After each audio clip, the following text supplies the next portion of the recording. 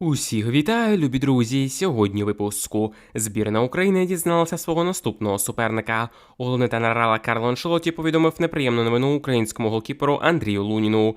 Динамо Київ прощається зі своїм півзахисником. Миколу Шапаренко виганяють з команди. Друзі, ставте лайк цьому відео та поїхали дивитися новий випуск разом. Нападник та лідер збірної України Роман Яремчук близький до того, щоб покинути грецький Олімпіакос вже взимку. Гол форварда збірної України Романа Яремчука в матчі Ліги Нації проти Албанії викликав запитання у його клубу Олімпіакосу, повідомляє видання Sport Time. Відзначається, що в розташуванні грецької команди 28-річний українець зовсім інший гравець. В клубі стурбовані цим та намагаються знайти вихід, адже якщо нападник буде так продовжувати, то йому буде важко залишитися в команді після січня. За інформацією видання СДН, Олімпіакос під час зимового трансферного вікна розглядає кандидатури інших нападників. Відзначимо, що Яремчук забив 1 гол у 8 матчах за Олімпіакос. Сумарно він зіграв на полі у цьому сезоні лише 206 хвилин.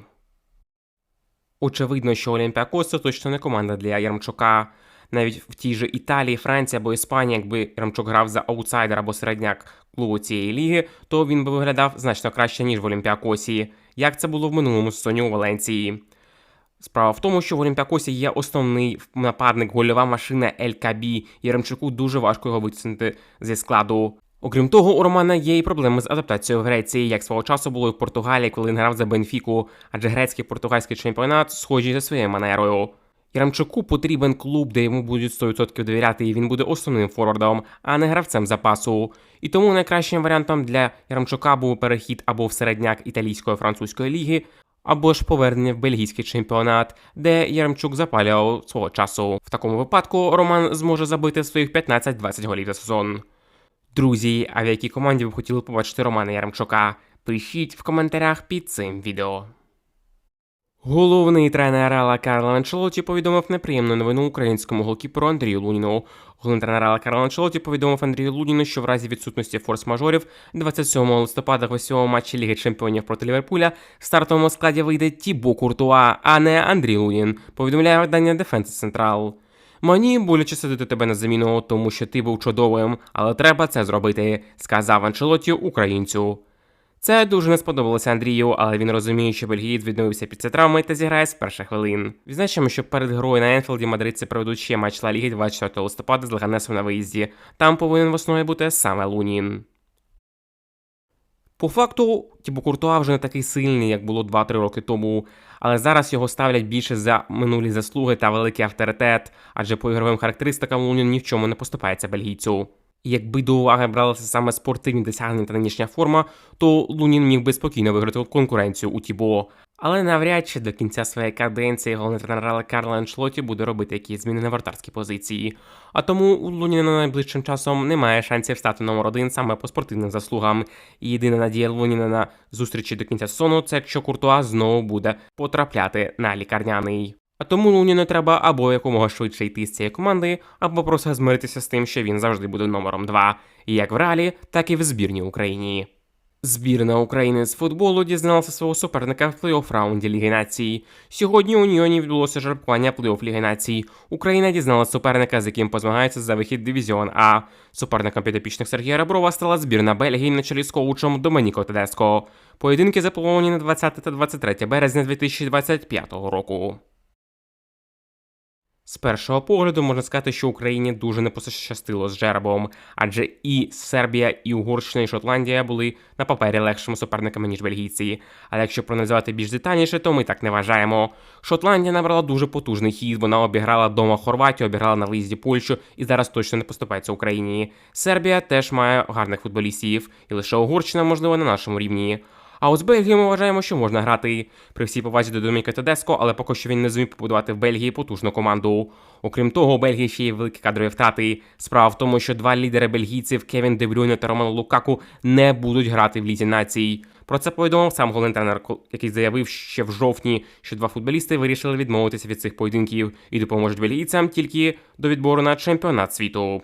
А без цих двох футболістів збірна Бельгії не виглядає такою потужною. Вона десь на рівні умовної Данії чи Австрії, а тому якщо Україна хоче грати в Лізі А, то нам треба проходити таких суперників. В іншому випадку нам немає чого там робити і краще доводити свою першість в Лізі Б. Ще одним фактором на користь України в цьому поєдинку може бути те, що Україна краще грає саме з сильнішими збірними, ніж зі збірними свого рівня або нижчого. Той же саме Сергій Ребров зумів зіграти в нічю з Італією, з Англією, з Бельгією, а от з суперниками свого рівня або нижчого команда демонструвала дуже поганий футбол. А тому будемо сподіватися, що завдяки грі на контратаках та другим номером команда Реброва знову зможе здивувати та пройти підопічних Тедеско, якщо Домініко ще залишиться тренером з Бельгії до того періоду. Друзі, а чи вірите ви в те, що збірна України зможе пройти збірну Бельгії? Пишіть в коментарях під цим відео. Динамо Київ планує розлучитися з декількома цими гравцями. Динамо не збирається підписувати нові контракти з двома півзахисниками, повідомив журналіст Михайло Співаковський у випуску «Та то таке». За інформацією джерела йдеться про Олександра Андрієвського та Володимира Шепелєва. Контракт Андрієвського закінчиться 30 вересня наступного року, Шепелєва 31 грудня 2025 року. При цьому зазначається, що київський клуб планує пролонгувати угоду з іншим своїм гравцем, а саме правим захисником Олександром Тимчиком. Його договір про співпрацю спливає через півроку. Нарешті Динамо Київ починає позбуватися баласту, адже і Андрієвський, і Шепелєв – це непотрібні гравці, які практично не грають Динамо. Шепелєв взагалі постійно травмований, Андрієвський – гравець максимум середняка УПЛ, його місце в Колосі або в Чорноморці, але не в такому клубі, як Динамо Київ. Та й взагалі не зрозуміло, кому з менеджменту киян прийшла в голову думка підписати довгострокові контракти з цими футболістами, адже Шепелєв і Андрієвський вже декілька років не показують яскравої гри. Ці гравці перебувають в Динамо вже майже 8-10 років, і при цьому вони ніяк не прогресують. А тому киянам краще вже награвати молодих вихованців, того самого Михайленка, Рубчинського чи інших, замість того, щоб тримати цих гравців. Зірку Динамо Київ Миколу Шапаренко виганяють зі збірної України. Колишній легендарний тренер збірної України Йожеф Сабо заявив, що Миколі Шапаренко зараз не місце в збірній Україні. Цитуємо легенду. Не розумію Реброва, навіщо було випускати Шапаренко, він не у формі, щось з ним твориться, щось робиться. В одному епізоді він віддає м'ячі між ногами чужому гравцеві, а у другому знову чужому. Та й незадовго до моменту, який передавав призначення пенальті, Шапаренко теж зіграв не найкращим чином. Нехай би собі сидів на лаві у зустрічі проти Албанії. Натомість зняли з Резінченка, який міг хоча б пас віддати, притримати м'яч і виконувати інші корисні дії. А після того, як випустили Шапаренко, все пропало. Наші провалилися. Шапаренко зараз не місце в цій збірній України, заявив Йожеф Йожефович. Друзі, якщо погоджуєтесь з думкою Сабо, то ставте лайк цьому відео. Ми також частково погоджуємося з думкою Сабо.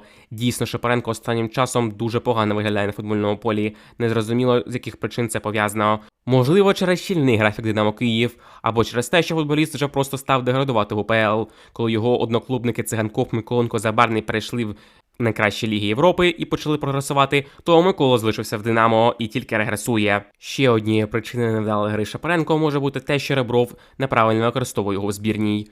Шапаренко грає при Реброві справа в півзахисті поряд з Судаковим. У той час, як в Динамо він звик грати саме лівого центрального півзахисника. Окрім того, Шапаренко в Динамо дуже багато працює з м'ячем, а в збірній же його заставляють грати без м'яча та опускатися дуже низько. І якщо збірна України хоче пройти збірну Бельгії та зіграти у найвищому дивізіоні, а також потрапити на чемпіонат світу, то Шапаренко дійсно не треба ставити в пару до Судакова. Або треба проводити ротацію, щоб грав спочатку Судаков, а потім його замінював Шапаренко. А тоді у парі з ними грав хтось з дуету Зінченко-Малиновський чи, можливо, той самий Піхальонок. Або ж взагалі поки що притримати Шапаренко на лавці, поки він не почне прогресувати. На цьому все. Дякую, любі друзі, що сьогодні були з каналом Football Days. Обов'язково ставте лайк цьому відео, якщо вам сподобалося. Також пишіть свої коментарі стосовно усіх новин та подій. А також не забудьте підписатися на наш канал. Зустрінемося з вами, любі друзі, вже дуже скоро. Бережіть себе та Україну!